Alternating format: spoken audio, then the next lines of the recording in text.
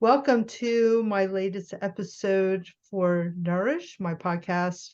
Um, I love to share information about different ways you can get healthy using natural substances, safe substances. And I had the honor and pleasure of meeting Dr. Shelton.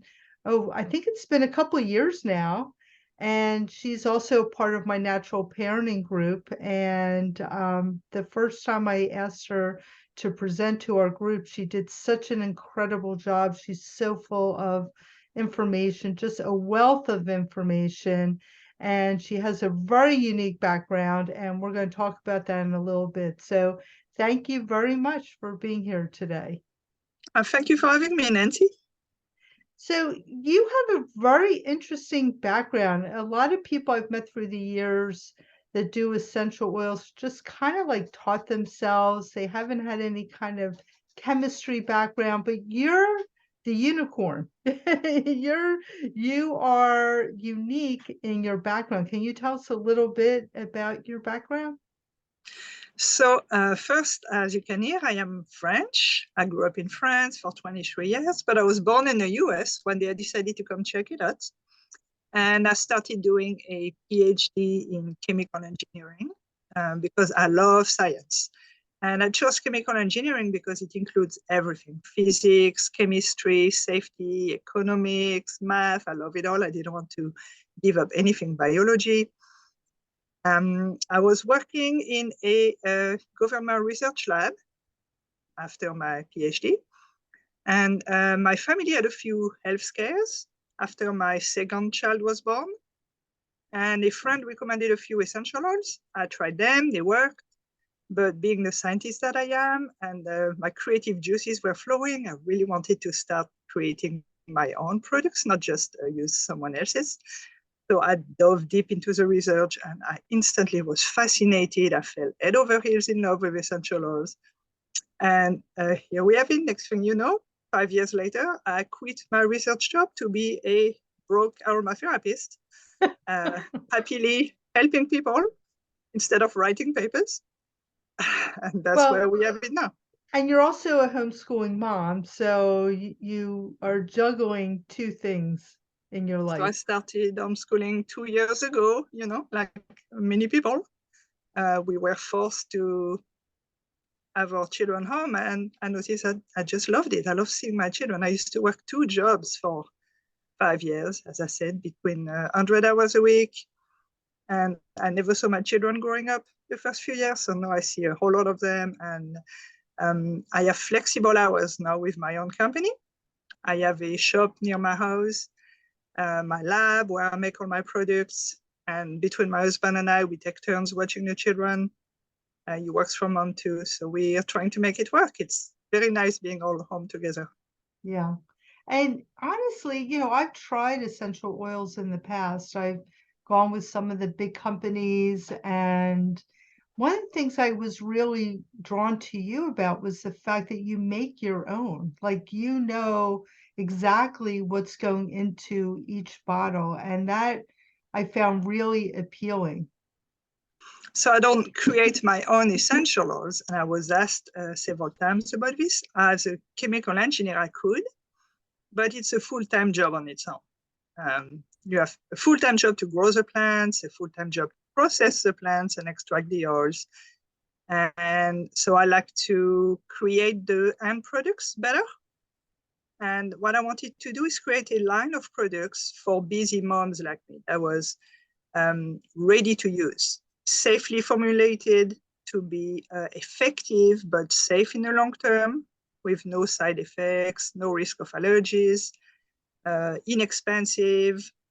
I like to have everything color coded, so it's very easy to pick the right products in the middle of the night. And so little by little, my friends first asked me to create different products for specific ailments. So I created it for them. And then they tell me it works. So that's how I created my entire catalog, because someone asked me, can you make something for depression? Can you make something for sleep? Can you make something for this cough I just can't get rid of? Yeah, and one of the things that I found really fascinating is that um, for like a cough, there could be a variety of essential oils that you might recommend, but I love the personal touch. Like when I've gone into your store, you've guided me to, my specific needs for getting the oils. And, you just are giving people that extra service and extra touch that I find amazing. Oh. Well, everyone, as you know, is very different. So you can't have one size fit all. So I like to dig. As an engineer, I really like to understand the hows and the whys. So I like to ask a lot of questions to find out what could be the cause, not just the symptoms on the surface, but what might be the root cause of what you're experiencing. To try to address this and help support your body in really fixing the problem, not just throwing some band-aids at it. Exactly. So why choose oils? Like you could have gone into like herbalism, like, so do you felt because of your own personal experience that that would be a good path for you? So I like efficacy. Again, as a scientist, it's all about optimization. And what I love about essential oil is how versatile they are and how practical the package is. It's so much power in a small package. And it's the most concentrated plant extracts that humans produce. A tea is fantastic. It's the plants infused in the water. You get a very small dose of the entire plant. Then you have the tinctures. And then at the top of the power grid, you get the essential oils. Because to produce essential oils, I'll show you a little diagram here, if you don't mind. No, please do. Here. So essential oils are produced by putting a very large amount of plant matter. And I borrowed this diagram from Dr. Axe, by the way, so I want to give him the credit. So you put the plant matter into a large kettle and you run some steam through it. So as the steam passes through the plants, and it could be leaves, or it could be flowers, or roots, or stems, it really depends on the plant. And different parts of the plants have different compositions, so you're going to get a different oil. As the steam passes through, it grabs all the volatile compounds. There's a small light compounds, which are the compounds we smell. And because when you smell a plant, you recognize the plant, they have been called the essence of the plant. So that's where the term essential oils come from. So the steam extracts those compounds, then they go through a cooling chamber where the steam and the compounds separate again. And so at the top, you get the oils because they float. So that's what they call essential oils. And then at the bottom of the next container, you get all the water, which is not just water at this point anymore. It's also loaded with goodies from the plants that are still soluble, and it is called a hydrosol. And hydrosols are also extensively used in aromatherapy. They are useful for very many things. Whenever you need a water-based product and you don't want to use an oil, for example, on the skin, or on animals, or you can even drink them. So hydrosol can be very useful for this. So that's where the essential oils come from. Mm-hmm. So one bottle of oil can necessitate many, many, many pounds of plant materials to produce it. So they're very concentrated. And for this reason, there's a lot of safety precautions attached to using them, which I can talk on if you like. Yes, please talk about that. So when you want to use an essential oil, you need to make sure that you re-dilute it. That is very important. Let's see, one essential oil, because of the way it's extracted, I will show you another screen, can contain a multitude of plant compounds. So it's not just one compound. For example, this is a lavender, and the analysis of lavender. There's over 50 different compounds in one essential oil of lavender. And that is because the plant produces all these different compounds for its own purposes. Some are to attract pollinators, which is a good smell. Some are to repel insects that are trying to eat it. Some are to help it repair itself when it gets too dry or too hot. Some are to repel fungus. Some are to protect it from bacteria. So one plant produces so many different compounds that are extracted into the essential oil. So one essential oil is very complex. And because of this complex composition, what I love about essential oil and all aromatherapies, they can do so many things. One oil is like a Swiss Army knife. For example, lavender is well known for its relaxation properties and helps people with sleep, but it's also an anti-inflammatory. It's also a gentle antimicrobial. It's also a gentle antifungal, antiviral, helps reduce a fever, helps repair the skin when you have a burn. So many different uses. And that's because of its just rich chemical makeup. Yeah, you know, you showed me that slide right before we started to record, and I was blown away. I really had no idea all the pieces that go into, you know, one essential oil. To have all those components is pretty amazing. And you have a nice story to tell about the picture behind you as well. Speaking of lavender. Yes, this is, so I am from Provence. And this is a picture from the actual lavender fields near my hometown. And they are covered in little snails, if you can see. The snails are climbing on the plants to eat them because they're so yummy. So my entire area is just so beautiful and smells so nice. So because of this, I'm a lavender purist. When I buy my lavender, it has to smell just right, just like I remember. So I'm not I'd say Bulgarian lavender is the most famous, but I'm not a big fan of Bulgarian lavender. It has a small compound in it, I think called octanol, which smells a little fishy to me. So I always get my lavender from France because it has to smell French. And I remember months ago we were talking about lavender specifically, and you said that there's two kinds of lavender, and one is much Oh, less. Yeah, I don't know if I have this right, but I think you know what I'm talking about. If you could yes. talk about that. So there's several different kinds of lavenders. Lavender is grown all over the world. There's some in China, in France, in Bulgaria, in the US, in England, British lavender, in Spain. And there's several different genus of the same lavender. So even so Lavandula angustifolia is true lavender. Depending on where it grows in the world, it's going to have a different composition, and the essential oil will be different. But in addition, there's also lavandin, which is a hybrid of lavender, which was bred because it produces much more oil. So it's much more economical. It has a much higher yield. So it is used more in food, perfumery, etc., but it's a different Latin spelling. It is not angustifolia anymore. Let's see, where's my bottle of lavender? If you have... Oh, it's right on my list. So it's Lavandula hybrida, see, hybrid, Lavandula hybrida. Now there's also spike lavender, Lavandula spica. This one has a lot of camphor in it. So you have to be really careful when you buy lavender for relaxation or for small children. The camphor is a neurotoxin that is not okay near babies. Also, camphor is more of an energizing molecule. So if you're buying lavender for relaxation, but you buy the wrong one, which has up to 20% camphor compound in it, then it's not going to be as relaxing.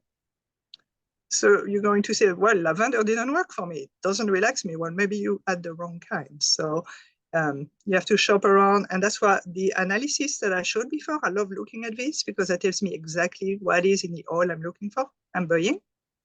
And I shop for different compounds because I have an idea of which compound does what, so I know which ones I'm looking for. I'll show you a little graph of some of the various compounds you can find in essential oils. Okay, so if you can see this. Yes. So the first molecule in yellow would be limonene. That's the main component of all citruses, or the citrus oil. So that is that refreshing lemony smell in oranges, mandarins, all of this.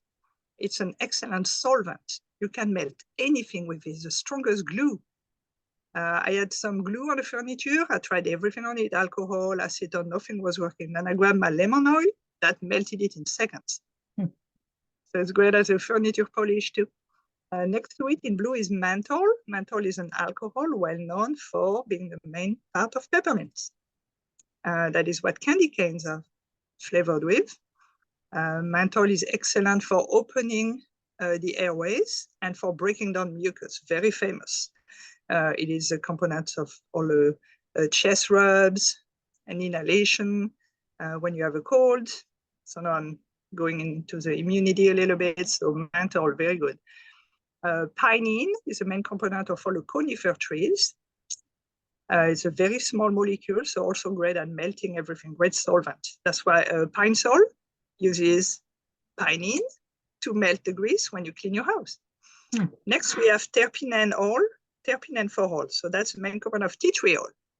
It is a great antibacterial, kills everything, almost everything.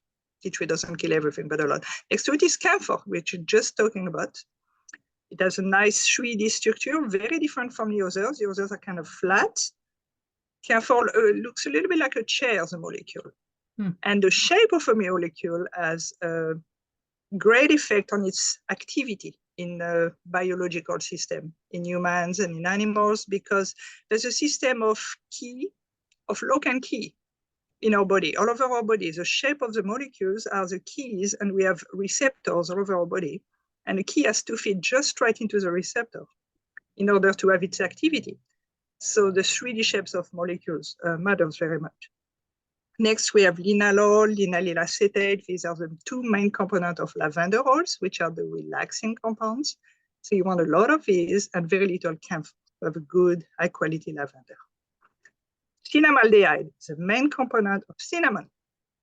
Strong, super strong, very strong, highly allergenic. Be very, very, very careful with cinnamon oil. It is much, much stronger than the cinnamon spice. And under it, I wanted to show what a triglyceride looks like. So essential oils are called oils, but they are not like our cooking oils that we have in our kitchen. You see the size difference? One of the biggest molecules in essential oils, beta-caryophyllene, is so much smaller than a triglyceride. Triglyceride is from your olive oil, your coconut oil, avocado oil, all of these cooking oils that we have. But triglycerides are the preferred way of dissolving essential oil. When you need to dilute an essential oil, they work really, really well at mixing all these compounds. So you can make a lower strength mixture that you can then apply safely on yourself and not burn yourself off with some of these pure compounds, which can be really, really strong. So they don't mix with water, so you can't use water to redissolve this. Right. So you mentioned that lavender, for instance, has a lot of different healing properties.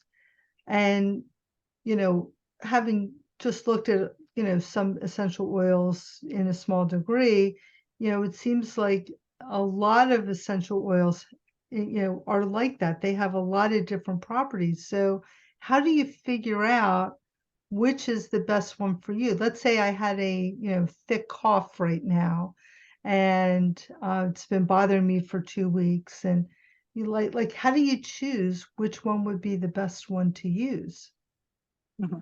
So there's been a lot of research done by many other aromatherapists over the years. So I, of course, I am not a clinician, so I don't do studies on people. So I use the research that other people have already established. And I have an extensive database. I made myself a giant spreadsheet using all the data I found everywhere to catalog all the oils and all their properties. So when I try to design a blend for a cough, you're talking about a cough, yeah. I would want to know what is the cause of the cough. Is it bacterial? Could it be fungal? Did you get in contact with some mold somewhere? Could it be a mold infection? Or did you get contaminated by a virus in contact with someone for this? So, or is it irritation? Could it be irritation from the cold, an asthma type of irritation? Sometimes temperature changes. Some people are very sensitive to this and get irritated airways. So what is the mechanism of your cough? that will help me choose which oil will do the best job for this. So would you ever do a combination of oils? yes. So let me tell you about the main, the usual suspects. Okay, so the most famous immunity oils when you're trying to kill something. So if it might be bacterial, then I would go to the phenols. The phenols are oils that have a compound that is ring shape. And in this ring, it has some free electrons that are bouncing around, and that makes it highly reactive. These oils are very aggressive to people also, so they must be extremely diluted. I like to say with great power comes great responsibility. I heard this in Spider-Man. I love it. So that's how I go by with oils. The stronger the oil, if it's strong enough to help you, it's also strong enough to harm you. So you need to use it properly. So there's oregano, very famous. That would be, I would say, the first oil that people reach for, but it's not my favorite. And oregano must be heavily diluted, because if you put it pure on your skin, you will burn a hole through your skin. So use oregano in very small quantity. Usually a 1% dilution does the job because it is that strong. The other ones are thyme oil. This one is my favorite. All the studies have shown that thyme oil is even stronger than oregano at killing a multitude of things. It's a broad spectrum disinfectant. It can kill fungi and bacteria, and a multitude of different ones, from pathogenic to just a regular everyday bacteria. There's also clove oil and basil oil. These are all phenols, and they're not quite as strong as oregano and thyme. Let me show you an example. So I'm going to ask you a question, since we're talking about respiratory issues. Since it's the respiratory areas, the lungs, that are the problem, would it be better to diffuse the oil and breathe it in? Yes. So the way I like to formulate a product, I like to look at what are the best oils for the job. So do some digging to find out what the root cause of the problem might be. Number two, what is the best way to get the oil where it needs to go? So if your problem is in your lungs, it's not the same as if your problem is in your foot. If you have a toenail fungus, which is another immunity issue, I am not going to use the same route as if it's in your lungs, or if it's in your sinuses. Again, that's different. Is it an ear infection? Or is it the general all-over fever? Or is it in your gut? Did you eat something wrong? Do you have a lot of things going on in your intestines? And after this, once I figured out which oils I want or to get them there, then there is to formulate a safe but effective blend. So it has to be strong enough to do the job, but not strong enough to get hurt. And you have to take into account the age of the person, their personal sensitivities. Do they have some allergies? Do they have sensitive skin? Are they taking some medicines? Some oils have contraindications and interactions also. So then I formulate something. So for example, for your cough, let's say we determine it's probably bacterial, right? So I would use some eucalyptus, would be a very good choice. It is a gentle antibacterial. So is it burning when you cough?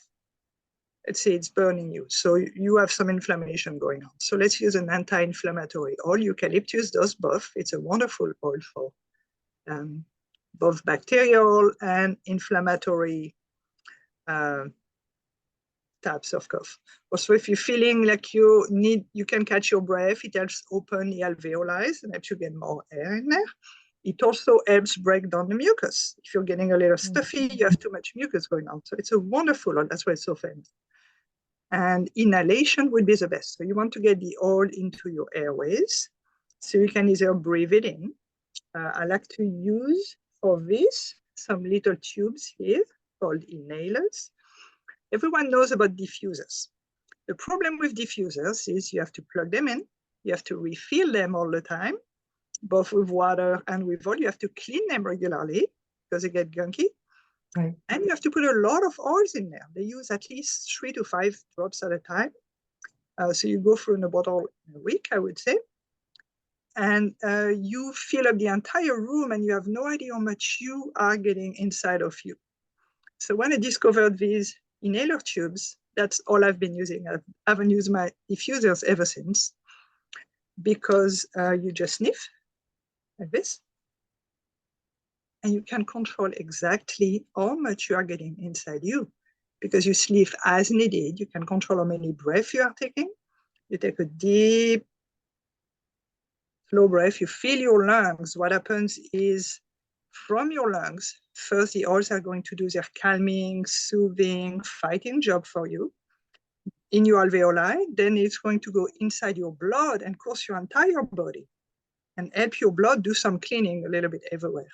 And as you sniff, first it's going through your sinuses, do some cleaning up in your sinuses. And a small fraction even goes to your brain, depending on yours, and can help do some anti-inflammatory effect in there. So it can be great if you're also getting a headache with your cough, for example.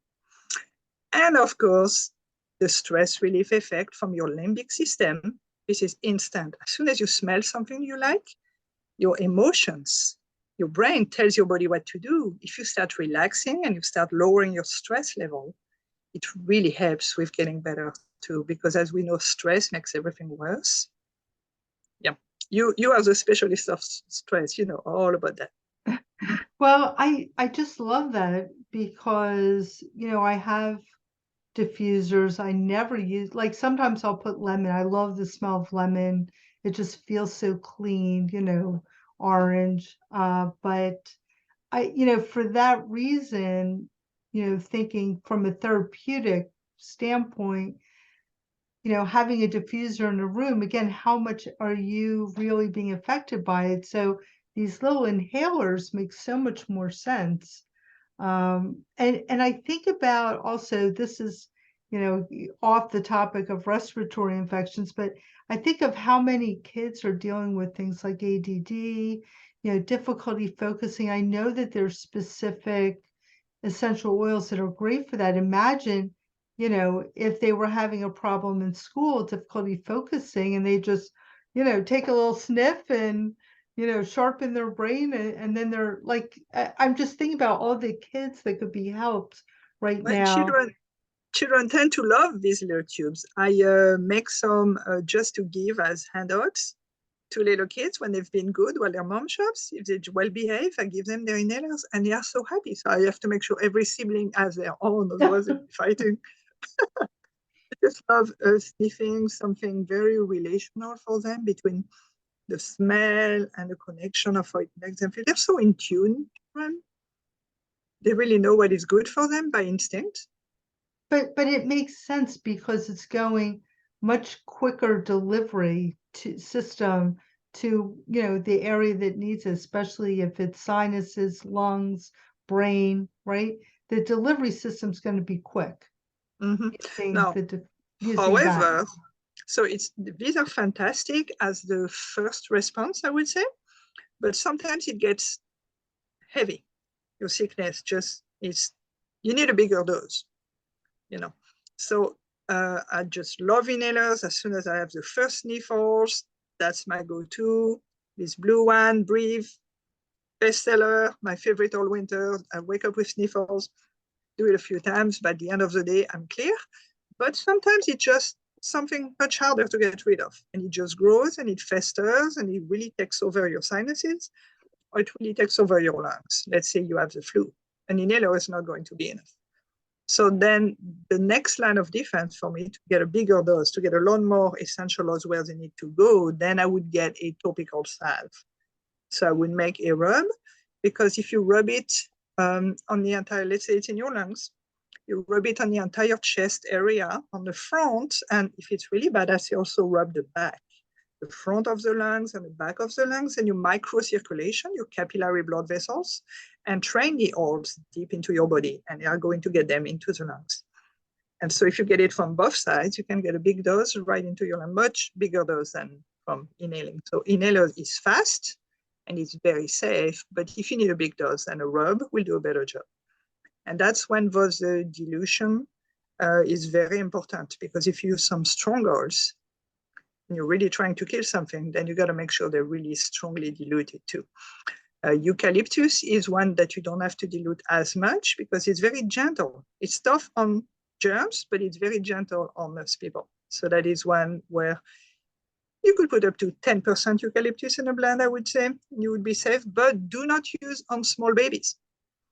So there's still some safety precautions because eucalyptus depresses respiration, it relaxes your lungs. And for babies, it relaxes it too much. And some babies have died from eucalyptus use. So there are age limits for different oils, some that you must not use on small children that are fantastic for adults. Eucalyptus, peppermint, do not use on toddlers. So for this reason, this would be some cough rubs I make. And that's why I love the color coding. I have the dark blue one here is for adults. And I have all the different eucalyptus oils in there. There are many different eucalyptuses. There's lemon eucalyptus, mint eucalyptus. I have at least 3 different ones in there, plus some thyme. I was talking about how thyme is fantastic at killing things. Also some myrtle, some a little bit of lemongrass, etc. in here. But this is not safe for small children. No, so you gotta have a different blend for small children. And for small children, marjoram is fabulous. It's a strong anti-inflammatory. It opens up the veins, the arteries, to get better circulation going on. It also helps break down mucus very gently. Lavender is great for small children too. A lot of conifer, spruce, pine, spearmint.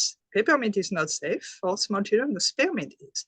And spearmint also will help with the catarrh and the cough and the mucus. So, and I also have a baby version. Haha. See?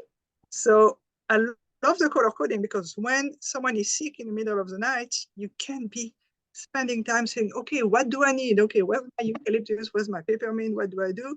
And your child is throwing up everywhere. You need the correct blend ready to go, ready to use. And you can even send your husband to get it.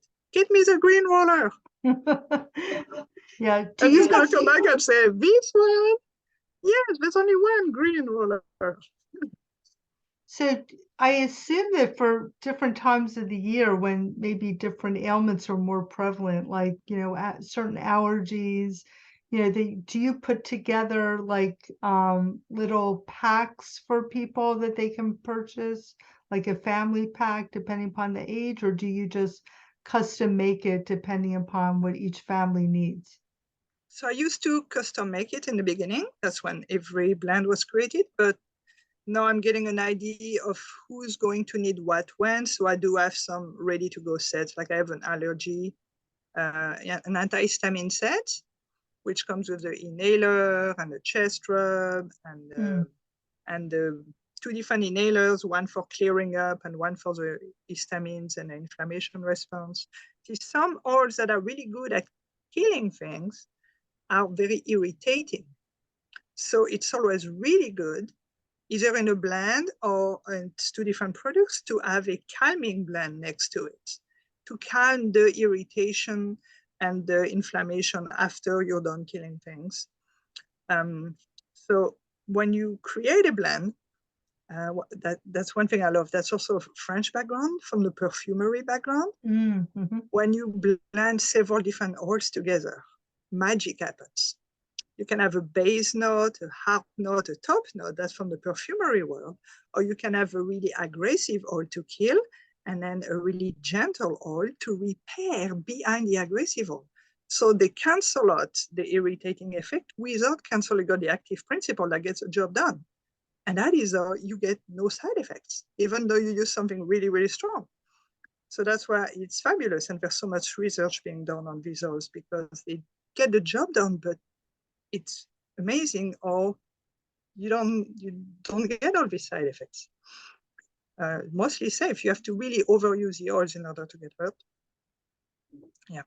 And another magnificent thing that happens when you blend oils is called the synergy. So I can briefly explain what that is. Let's say, for example, tea tree oil. It's a great antibacterial. Helps kill many things. It's great for acne. Rub it on a pimple.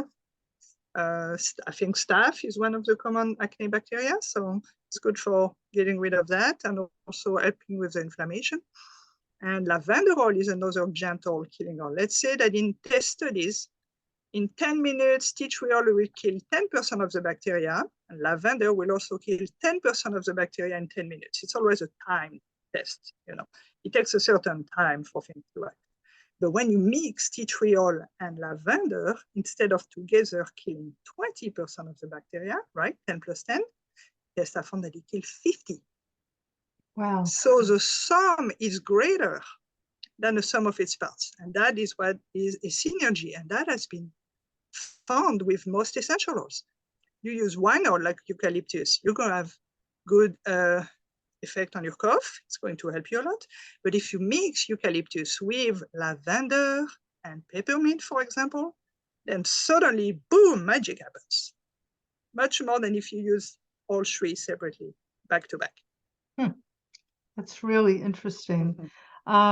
So I want to ask you, because we're running low on time, what books would you recommend for somebody who wishes to learn more and wants to just learn on their own? So my heart from the beginning has been very much about safety. I would say this is why I started as a trained scientist. Safety is always number one. So when I started looking at blends, and I had young babies at the time, so I wanted to make some baby safe options. I didn't see anything out there that was really baby safe in all the other companies. So I found this book, Aromatherapy for the Healthy Child, a little reflection here, by Valerie Ann Warwood. This one was a great inspiration for which oil are safe at which age, and it is full of recipes, age appropriate, and there's a lot of different conditions. There's some for sleep, for cough, for eczema. It's a gold mine of safe recipes for small children. And then I wanted to extrapolate to everybody and really get into the big guns while staying safe. Always very important. That is my passion, is to make something that works, but that you don't get hurt. There's a lot of people, they use their oils wrong and then they become allergic to them. And it's such a pity because they're fabulous. You don't want to become allergic to your oils. You want to be able to use them safely your entire life. So this is my Bible, Essential Oil Safety by Robert Tisserand. And this is a compendium of all the worldwide research that had been done at the time. This is from 2014. All the research on the carcinogenicity, the antibacterial, the antioxidants, toxicity, maximum dose you can eat, maximum percentage you can put on your skin, everything is. All the chemical compositions, what every oil is made of, all those compounds I showed in the beginning. So this, for anyone who likes a little bit of science, very big geeking out material. It's fabulous. And I'll put those titles in the show notes for anybody who wants to look at that. And so I wasn't planning on asking you this, so if you're not comfortable, just let me know. And I do want to say that I want to have the disclaimer that this is, this does not, we're not treating illnesses, we're not treating disease, because, you have to work with a healthcare practitioner. Again, this is our disclaimer. But have you worked with people that have had long COVID symptoms? So again, if you're not comfortable saying that, that's fine, but just curious if you've had that experience and what you found. So I'm glad you mentioned this. Essential oils do not cure or treat anything. Essential oils boost your body. Your body already knows what to do, but sometimes it can get really tired, really sluggish. And essential oils are amazing at, for example, boosting the circulation to get it flowing a little better, just giving your immune system a nudge, helping it make just a little bit more white blood cells, giving them a little speed. And they also work amazingly in conjunction with antibiotics, for example, not by killing the cells outright, but they fragilize, they weaken the bacterial cell, and then the antibiotics get in there better. because the essential oils are oils, so they can place themselves inside the membrane of the bacteria. And then they open up the membrane and the antibiotic gets in it better. So if you are taking an antibiotic and want to add essential oils, yes, do it. It will work even better. So as regard to long COVID, so there are many different symptoms of long COVID. I think there's some nerve damage going on sometimes. For this, I have been recommending CBD, not specifically. No, there are some essential oils that are good for nerve damage topically, like if you can't feel your hands anymore or your feet.